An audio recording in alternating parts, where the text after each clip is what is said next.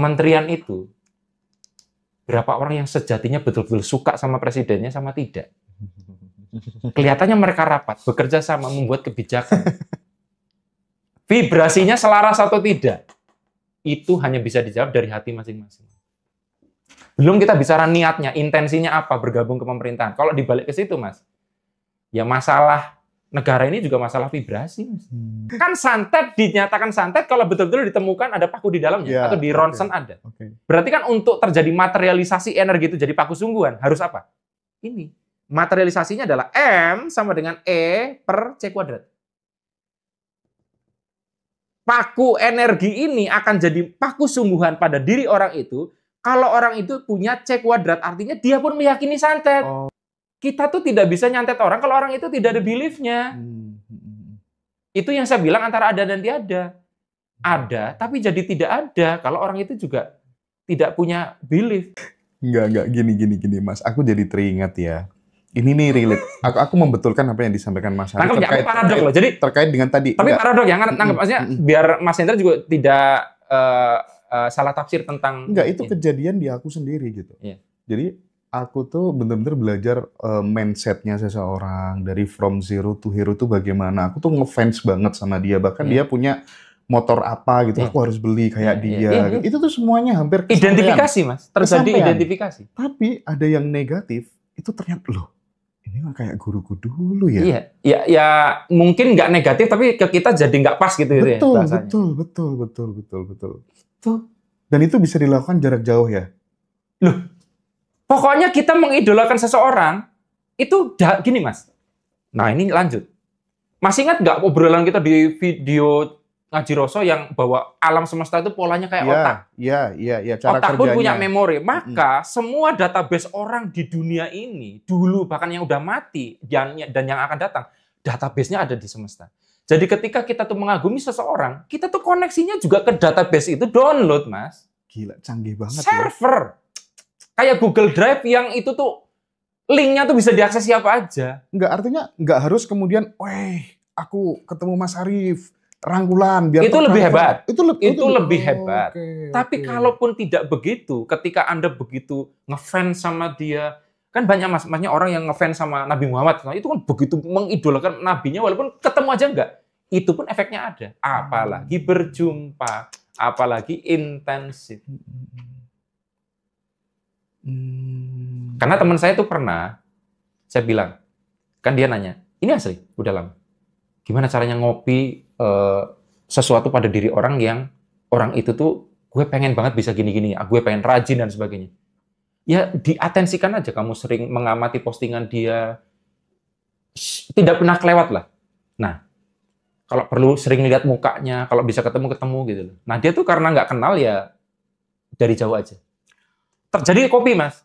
Yang terjadi adalah setelah itu dia bilang, aku mulai bisa sama kayak orang itu loh, Rif katanya.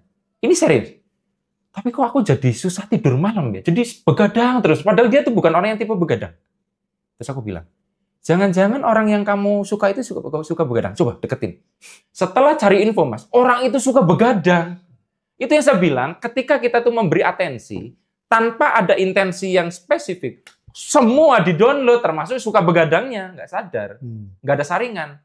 Nah makanya, kalau saya misalnya gini, saya mau ngefans sama Ahmad Dhani, kemampuan musiknya saja. Kelakuan lain akhirnya nggak di-copy. Nangkep nggak? Tapi kalau Anda ngefans, semuanya di-copy, Anda lama-lama akan identik dengan dia, menjadi semirip mungkin dengan dia.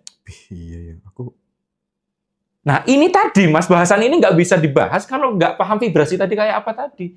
Satu aja ini udah kompleks, tapi ketika sudah ada semesta di situ, ada orang lain, guys, permainannya nggak sesimpel itu. Itu kan kalau kita bener-bener ngefans, suka. Tapi kalau kebalikannya, kita bener-bener sama benci. Aja benci juga. Gimana? Benci kan fans dalam hal yang lain, ya. Gimana ya?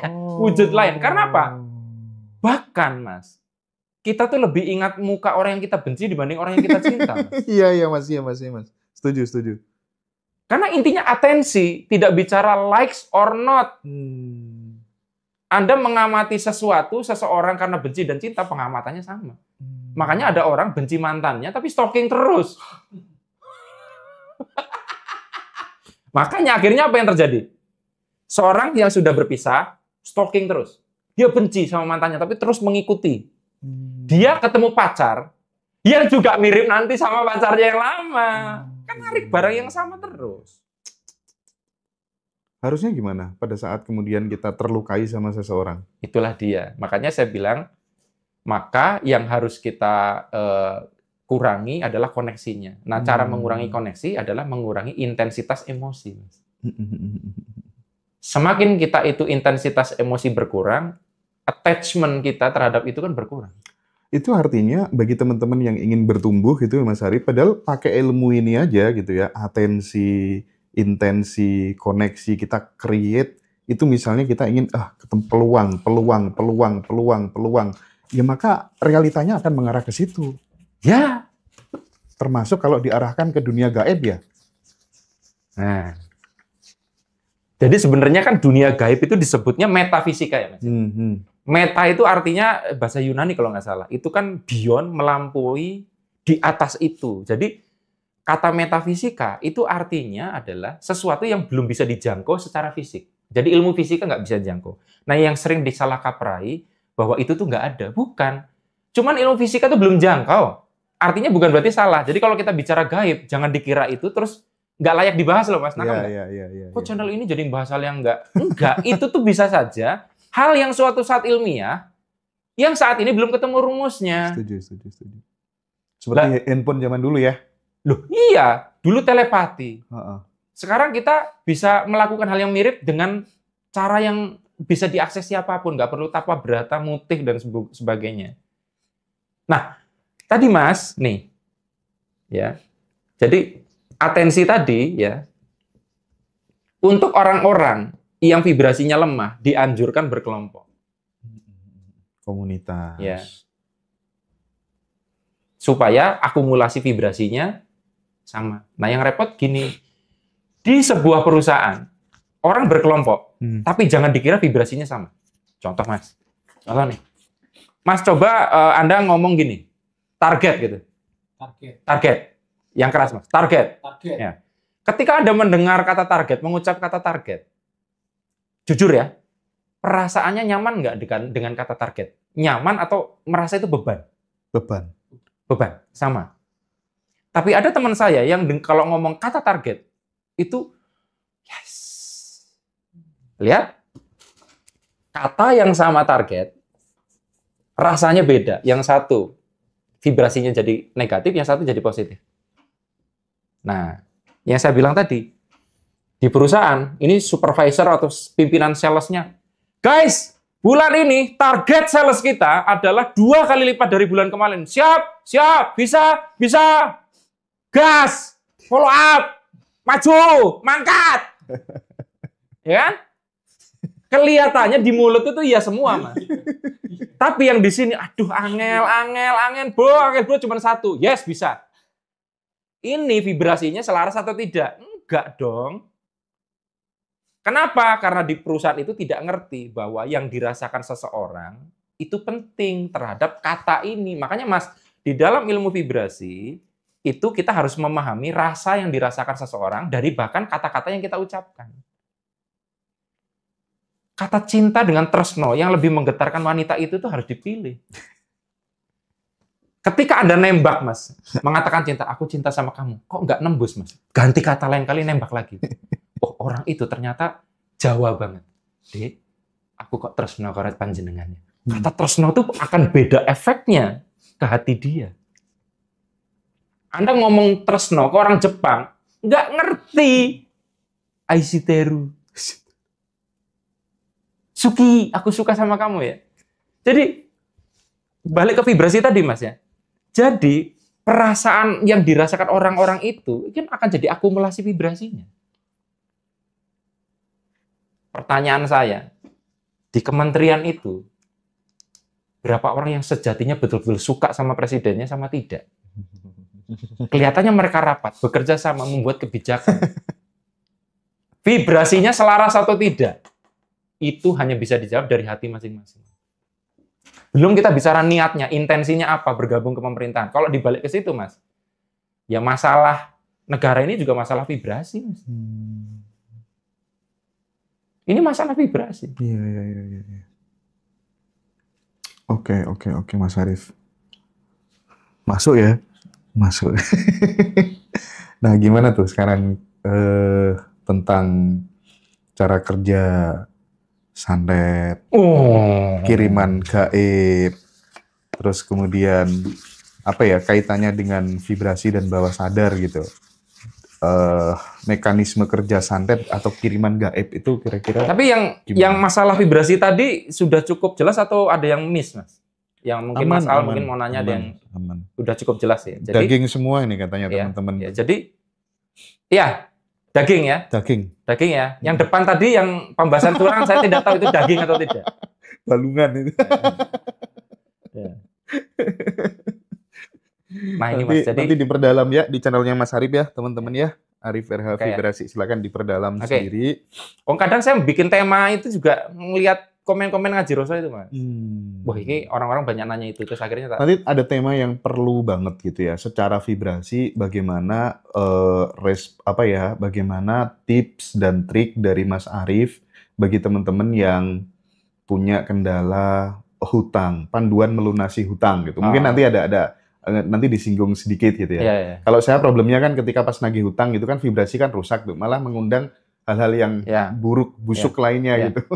Yang jelas mungkin kalau dari Mas ya, spoilernya, saya punya pandangan paradoks terhadap hutang. Hutang tidak sepenuhnya buruk juga. Karena kalau hutang buruk, orang semua yang punya bisnis terus pakai hutang usaha juga jelek kan, nangkapnya. Tapi ketika akan ada orang yang bisa memanage hutangnya dengan baik karena dia bisa memanage perasaannya. Kalau saya tipe orang yang ketika punya hutang itu justru malah banyak rezeki. Nah, itu dia kan. Nah, seringkali kan kadang bayangin ketika Mas Hendra punya sebuah tipikal kemampuan mengolah kata hutang menjadi sebuah aset secara mental maupun secara finansial. Misalnya, lalu Anda ngajarin orang ikut caranya Mas Hendra, tapi dia dengar kata hutang aja udah stres. Iya, polanya beda-beda masalahnya. Vibrasinya udah rusak dari awal. Nah, makanya saya bilang, kadang yang kita lakukan benar, tapi bisa jadi salah ketika orang itu nggak tipikalnya sama dengan kita, Mas. Iya, Mas Arif. Ini udah mau bahas santet nih. Iya. Tapi tetap muter-muter ke sana tadi. Iya. Gini. Masih ingat ya kemarin tuh viral Ferry Irwandi bahas tentang santet dan sebagainya. Oh iya. Dan kalau dari yang saya lihat sih ya beliau begitu tegas mengatakan itu nggak ada gitu, sepertinya gitu ya. Kalau jawaban saya mungkin teman-teman masih ingat ya Mas Al. Jadi kalau Anda tanya Mas santet ilmu kayak gitu tuh ada atau tidak? Saya itu selalu meyakini dari apapun yang saya yakini ada minimal 1% kemungkinan itu ada. Menyisakan ruang untuk open mind. Karena kita tidak pernah tahu, Mas. Yaitu yang saya bilang, cara berpikir ilmiah itu harus punya ruang untuk mengatakan jangan-jangan ini salah gitu. Nah, itu cara berpikir saya begitu, Mas. Jadi kalau Anda ada di antara Anda yang juga merasa jangan-jangan apa yang diomongin Mas Arif itu 1% itu ada salahnya. Mungkin Anda benar, tapi Anda jangan lupa dong 99% yang saya omongin. Iya. Kadang kan orang karena terlalu fokus 1% jangan-jangan ada yang salah. 99%-nya dinafikan. Wah. Gimana sih? Nah, jadi saya meyakini bahwa santet, pelet, kiriman gaib kayak gitu itu antara ada dan tiada. Antara ada dan tiada. Nah, di sini kita akan membahas kurikulum santet. Nah, sebelum Anda nanti juga, alah orang nggak jelas gitu, bukan dukun, bukan apa kok Anda bahas kayak gitu. Saya tuh pernah belajar ilmu gaib lama, Mas. Dari SMP. Belajar kebal bacok lah, macam-macam. Kayak gitu tuh saya belajar. Puasa mutih, ngebleng, belajar ilmu apa tuh yang sampai saya tuh tidak tidur ngebleng apa tuh ya, mati geni. Iya, puasa. Jadi ngerti lah kayak gitu ya. Nah, sampai kuliah itu saya kayak gitu. Katakanlah kita bilang santet ya. Santet di sini ada 2 macam. Jadi teman-teman inilah taksonomi santet. Taksonomi. Santet itu ada yang original, Mas. Ada original. Santet original. dan ada santet KW, Mas. KW pun ada KW 1, 2, 3. Oke. Nah, yang 1% ini tadi yang saya bilang original. Masalahnya kita tidak tahu original atau tidaknya. Nah, supaya lebih gampang saya balikan lagi tadi, Mas ya. Karena ini irisan. Mas Al, percaya hantu nggak? Nggak apa-apa, nggak ada salah benar. Nggak. Oke ya. Kenapa? Karena nggak pernah melihat langsung. Nggak pernah lihat langsung. Oke ya. Tapi kalau saya minta Anda di kuburan sendirian 7 hari, nggak berani kan? Kan lucu kan? Anda bilang, aku nggak percaya. Tapi kenapa kok takut? Nah, itu yang saya bilang. Aslinya, selama ada rasa takut, kita ada rasa percaya. Masih menyisakan ruang tadi. Tapi tidak 100%. Nangkep ya? Nah, sekarang kita tidak bicara masalah percaya atau tidaknya. Anda ngamatin nggak bahwa hantu, ini nanti ada hubungannya. Hantu di Indonesia dengan hantu di luar Indonesia itu beda. Di sini nggak ada Dracula. Di luar negeri nggak ada pocong. Kenapa? Sebetulnya itu kan atensi juga, Mas. Jadi lautan energi, lalu orang itu memiliki keyakinan yang sangat banyak bersamaan meyakini bahwa hantu pocong itu ada dan sebagainya. Maka manifestasi energi kekacauan itu akan menjadi begitu. Jadi kalau misalkan Mas Al itu lihat di pohon yang sama dan ada bule yang satu melihat ada Dracula di situ dan Anda melihat di situ ada pocong.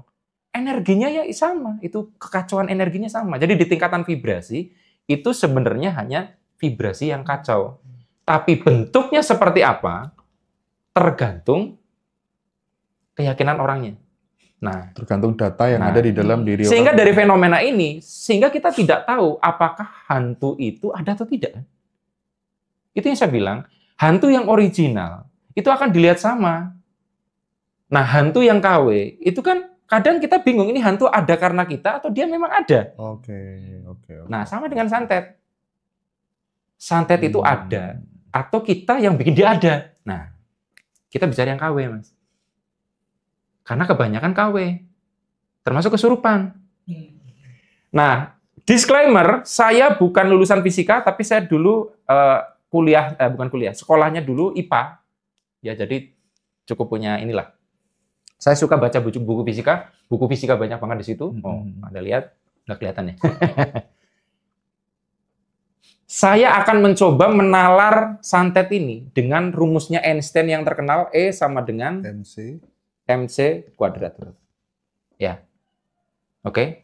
Ini kenapa sama dengan berarti persamaan. Berarti kalau dari penjelasan ini, energi setara dengan materi, Mas.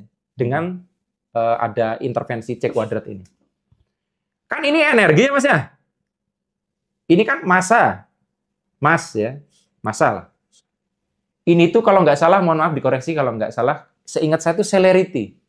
Yang diwakili kecepatan cahaya 3 kali 10 pangkat 8 meter per detik. Kuadrat. Memusingkan nggak ini? Nah, sekarang gini. Berarti sebuah materi yang ada masanya, kalau dia dilibatkan ada sesuatu yang kecepatannya pangkat 2 kecepatan cahaya, dia akan berubah jadi energi, kan gitu. Atau kalau massa itu dipecah akan menimbulkan energi tertentu. Intinya hubungannya seperti ini.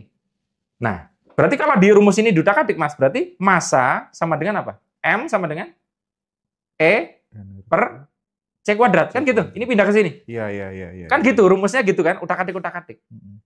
Nah, sekarang gini. Kita bicara tentang kiriman gaib. Mas, kalau Anda ngirim paku, Mas Al, paku betulan ya, dari sini mau ke rumahnya Mas Hendra, apa yang Anda lakukan untuk ngirim? Pergi ke sana atau Anda bisa menggunakan jasa ekspedisi, ya, tiki dan sebagainya, betul ya? Nah sekarang gimana caranya ngirim ini ke Mas Hendra, bahkan ke tubuh Mas Hendra, tapi nggak pakai tiki? Yang jelas kan berarti kita nggak bisa melakukan itu melintasi ruang waktu kalau bentuknya masih berupa materi. Maka dia harus berbentuk energi. Anda bisa nggak, Mas, ngirim energi ke putri Anda? Bisa dong. Merem, pejamkan mata, dia lagi berlomba. Ya kan? Cukup pejamkan meditasi di sini. Yang Anda kirim apa? Energi. Kalau Anda ngirim materi, tulisan berupa semangat ya nak, dari papa, itu harus pakai tiki. Iya. Ya kan? Berarti kan nggak bisa. Nah, kalau Mas Hendra mau ngirim paku, ya, ke Pak Heru. Satu aja lah, nggak usah banyak-banyak, tapi gede banget pakunya ya. Paku beton gitu ya, atau paku bumi. Anggaplah ya. Kan ini supaya bisa dikirim seperti tadi, harus diubah jadi energi. Kan? Betul nggak? Karena dia bisa ditransfer. Nah, ini materi ini harus dikonversi dengan sesuatu yang kecepatan C pangkat 2. Apa C pangkat 2 ini? Macam-macam. Ada yang menggunakan kekuatan Tuhan. Tapi kan Tuhan nggak dilibatkan dalam santet, Mas. Oke. Anda bisa menggunakan malaikat. Wow. Anda bisa menggunakan entitas lain atau orang yang memiliki kekuatan seperti ini. Pernah dengar itu nggak yang kejadian Nabi Sulaiman yang memindahkan singgasananya Ratu Balkis? Mas Hendra pernah ingat cerita itu? Pernah.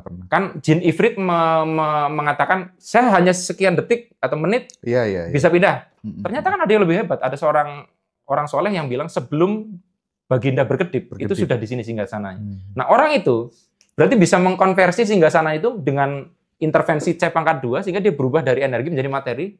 Oke? Nangkep ya? Iya. Nah, terus faktualnya santet gimana, Mas?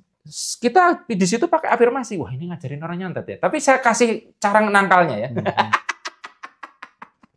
Ini harusnya saya pakai udeng-udeng. Makanya dalam santet itu harus ada ritual visual. Pakunya harus nyata di depan mata. Biar itu.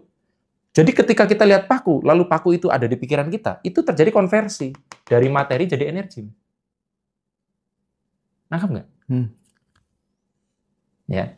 Jadi pakunya itu bukan terus hilang. Paku itu langsung menjadi paku energi di misalkan si dukunnya gitu loh. Atau dia menggunakan pihak lain. Oke ya? Oke. Berarti keyakinan si dukun, ya, kekuatan si dukun atau apapun yang dia gunakan, itu kan akhirnya menciptakan paku imajiner. Nah, ini dikirim, Mas. Nah, supaya untuk mateng kirimannya, itu juga harus visualisasi. Contohnya apa? Mana fotonya? Nah, alamatnya di mana? Dan lebih detail lagi, alamat DNA. Rambutnya ada nggak? Kamu pernah dapat kumisnya Hendra yang potol itu diambil? Itu, karena kan ada alamat DNA atau darahnya, ludahnya. Anda bisa cek ludah manusia itu, jadi ada penelitian, Mas Hendra, kalau diambil ludahnya, lalu ludah itu dipisahkan berapapun jauhnya, Mas Hendra berubah perasaan, komposisi ludah itu berubah.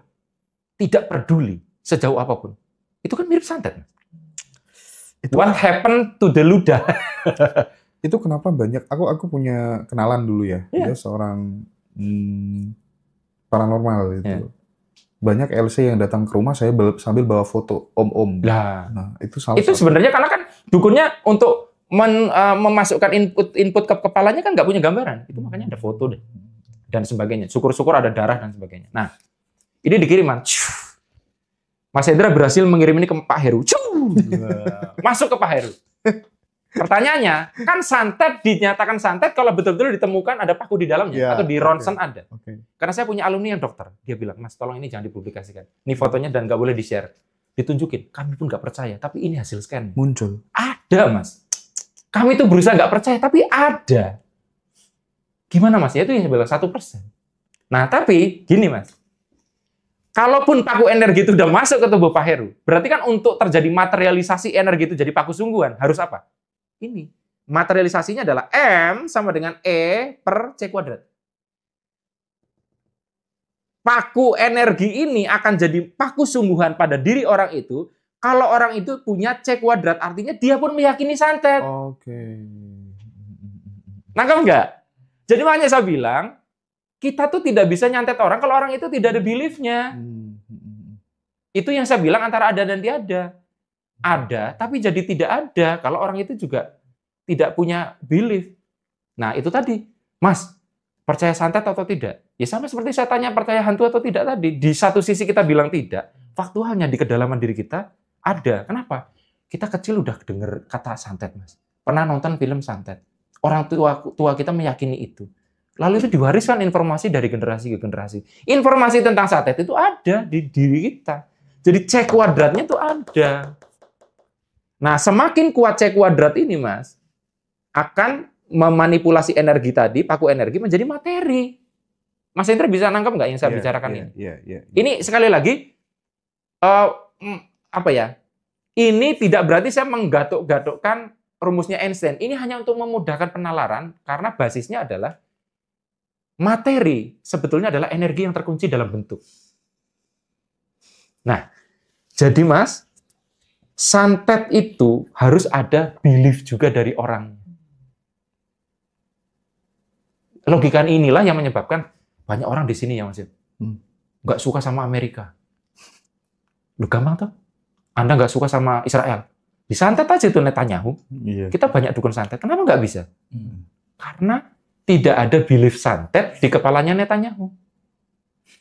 Netanyahu.